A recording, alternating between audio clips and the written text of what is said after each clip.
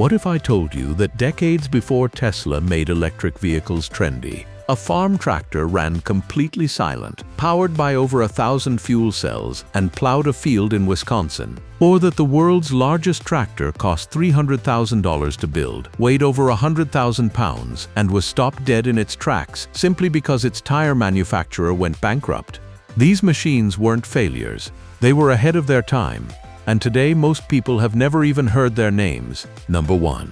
The Allis-Chalmers Fuel Cell Tractor, 1959. We start in 1959 with a machine that had absolutely no business existing at the time. And yet it did. Allis-Chalmers produced the first electric fuel cell tractor. Fuel cells produce electrical power directly through a chemical reaction, without heat, smoke, or noise. Let that land for a moment. When most of American agriculture was running on diesel and coal, one company in Milwaukee quietly plugged a tractor into a technology that the world wouldn't take seriously for another 60 years. The details are extraordinary. The vehicle was powered by 112 units of 9 cells each, making a total of 1,008 fuel cells in all. The chemical reaction between propane gas, hydrogen, oxygen, and an electrolyte in the cells produced an electrical current that powered a 20 HP electric motor. The fuel cell's total electrical output was 15 kilowatts. It produced a clean byproduct during the chemical reaction, water and carbon dioxide. The tractor weighed 5,270 pounds and had up to 3,000 pounds of drawbar pull. In addition, the tractor was silent while in operation. No exhaust. No smoke, no noise. On a Wisconsin field, 6 years before the first commercial electric vehicle would roll off any assembly line. Why didn't it change the world of farming? The answer, as always, was economics. The technology existed, but the infrastructure to supply and maintain hydrogen fuel cells across rural America simply did not. Although the tractor was never produced, the technology allowed NASA to put a man on the moon.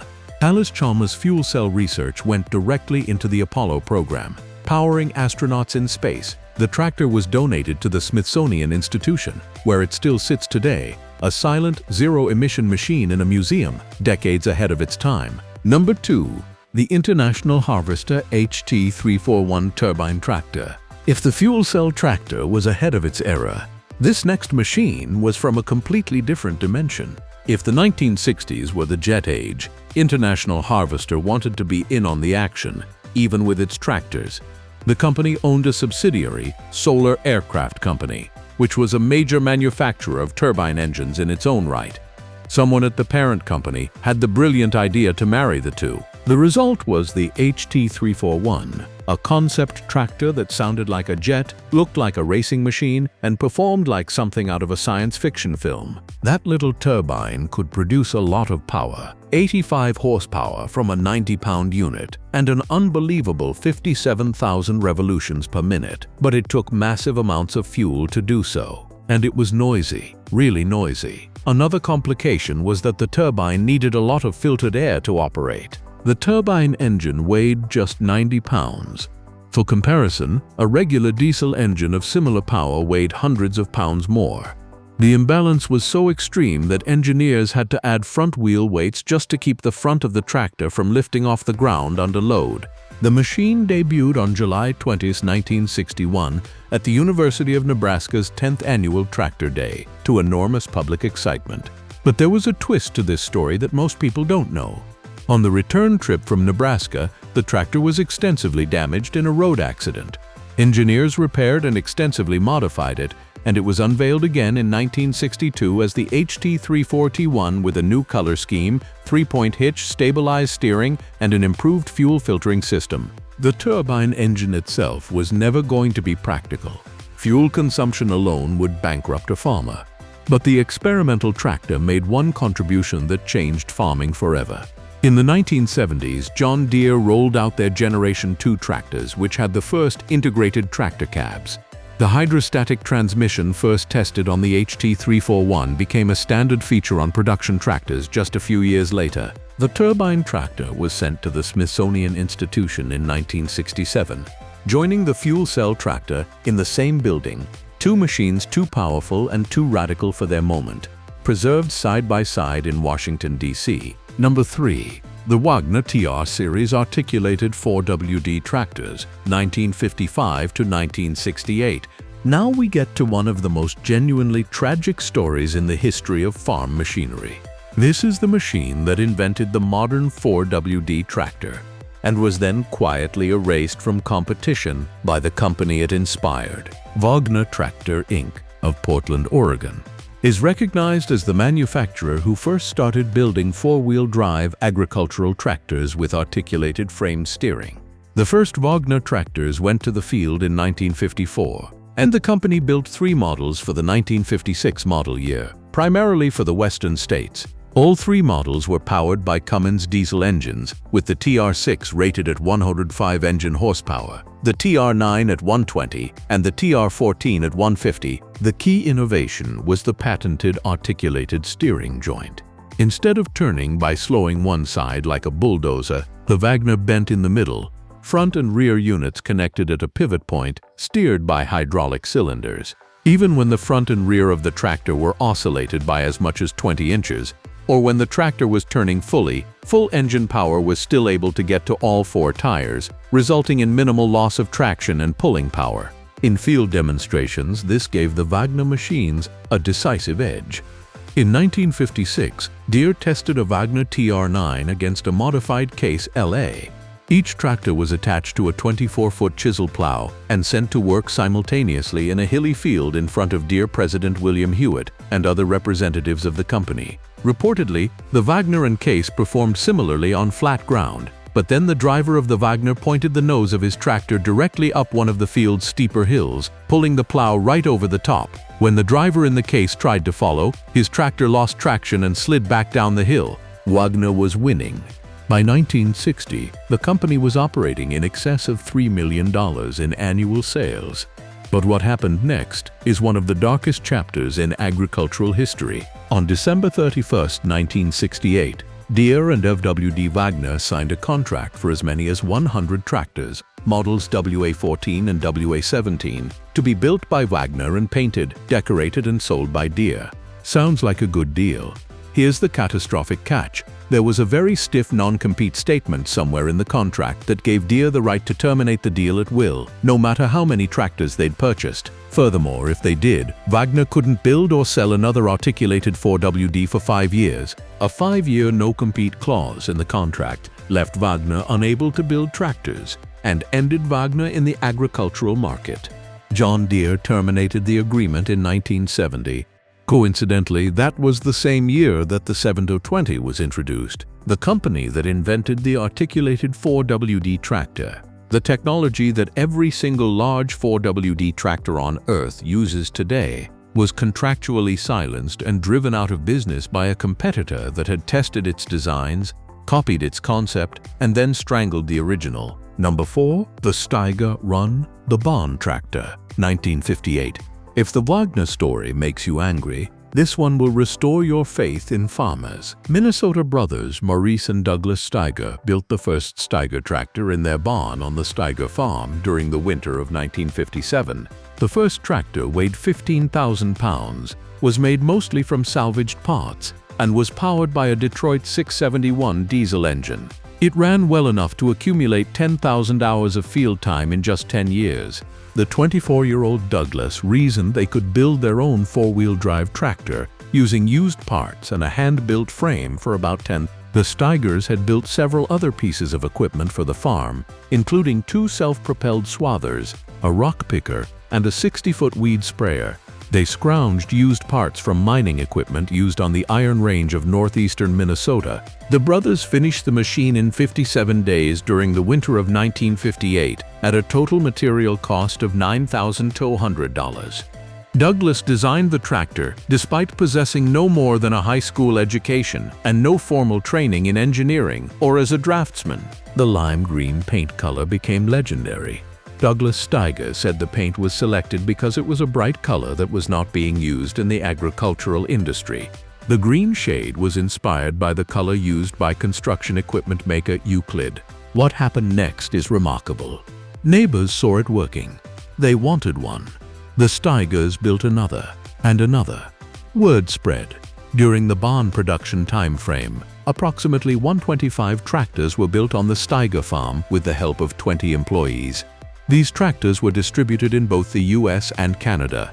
In 1969, the tractor division of Steiger Farms was moved to Fargo, North Dakota. By 1977, annual sales hit $104 million, and in 1979, the plant built its 10,000th tractor. But the story does not end happily. The poor farm economy of the 1980s also took its toll on the Steiger Tractor Co.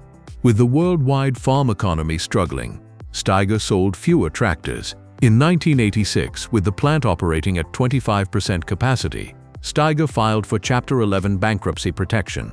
Later that year, Case IH bought the company. A pair of brothers with a Detroit diesel engine, salvaged mining parts, and a barn in Minnesota built the company that would grow into a $104 million operation and then fell victim to forces far beyond their own machines. A devastating farm economic crisis that no amount of horsepower could overcome. Number 5. The Allis-Chalmers D19, the world's first turbocharged diesel farm tractor.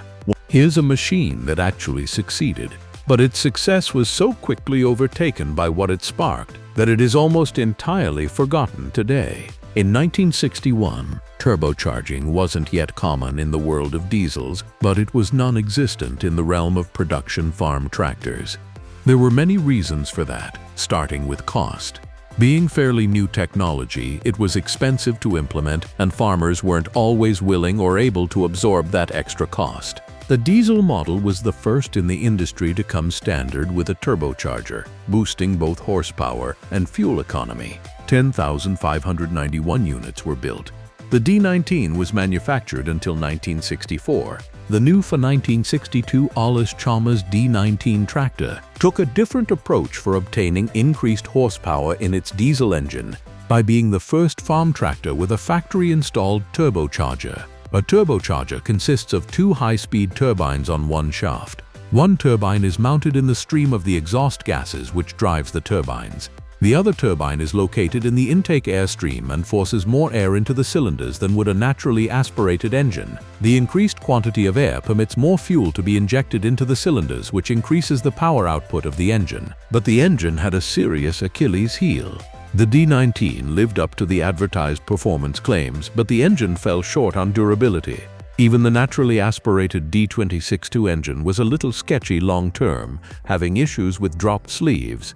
Being turbocharged, the D19 engine was even more fragile. A careful operator could avoid the problems, but a tired, overworked farmer is often a lot less than careful. The D21 was introduced in 1963 and was the largest of the D series, as well as the first Allis-Chalmers tractor to exceed 100 horsepower.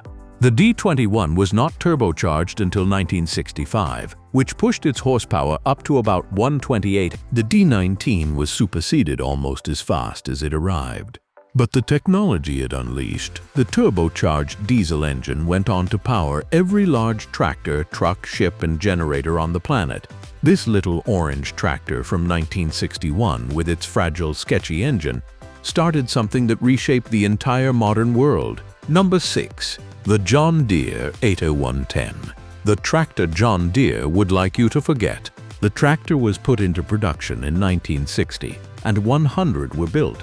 But the tractor's unbelievable price tag of almost $30,000 caused even farmers with huge landholdings to shy away. That price is equivalent to well over $200,000 today. The 8010 was John Deere's attempt to enter the big articulated 4WD market, a market that Wagner had pioneered and was dominating. It produced around 215 horsepower from an 8-cylinder engine. It was massive, it was bold, and it was a disaster. The few tractors that were sold developed issues in the field and were recalled and improved, becoming. It would take Deere 6 years to sell all of the 801 820 tractors. While Deere was likely soured on four-wheel drive tractors in the process, it could not let that bother for long. Ironically, this failed tractor was directly inspired by watching Wagner humiliate a case tractor on a hillside. Deere had seen the future, tried to skip straight to it, stumbled badly, and then used the contract with Wagner to buy time until their own 4WD line was ready. The 8010 8020 barely sold. It was recalled. It was expensive. It was troubled. And yet, without its expensive failure, Deere might never have been motivated to engineer the successful line of large 4WD tractors that followed. Sometimes the machine that fails quietly matters more than the one that sells well. Number 7. The IH Axial Flow Combine. Developed in secret for 20 years, 1977. This one didn't disappear. In fact, it still exists and dominates the market today. But the story of how it almost didn't happen deserves its place on this list. Different elements of the axial flow combine had been under development at what would become Case IH for more than 20 years. For a variety of reasons, most of those early attempts never made it into production. When the IH engineers began work on a new technology in the late 1950s, they had an inkling that the work would take a good amount of time. They estimated years when in fact development would require decades. When International Harvester started development of a rotary combine, the major combine manufacturers were all housed in the central Midwest, and in fact, the largest competitor for the red machines, John Deere, had their combine engineering facilities right next door to the IH facility in East Moline, Illinois. Word had a way of getting out, and secrets never seemed to last long. Behind locked garage doors, IH engineers fed grain bundles through prototype rotors and analyzed what came out on canvas tarps. They spent 20 years and more than 1 million research and development hours trying to replace the traditional drum and straw walker combine system with a single spinning rotor. As International Harvester approached the launch of the 1460 in 1977, the IH marketing team pointed out that its unconventional design, it had a side straw discharge for one thing, would make it a hard sell. They fixed the discharge, they launched it anyway, and the result shocked everyone.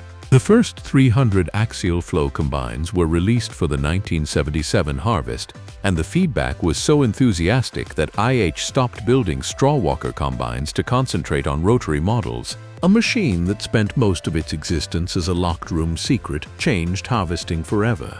The rotary design by International Harvester was the first of its kind to be mass-produced, and its patent over the design gave IH a competitive advantage over its rivals, including John Deere, Massey Ferguson, New Holland, and others. Number 8. The Howard Rotivator, Big Baler, 1972. This one is almost completely unknown today, and for good reason. It arrived, made a spectacular impression, and then fell apart. The Big Baler was the world's first machine for making big square bales, attracting enormous interest when it was announced in 1972. It was designed by a Gloucestershire farmer, and the Essex-based Howard Rotivator Company acquired the production rights.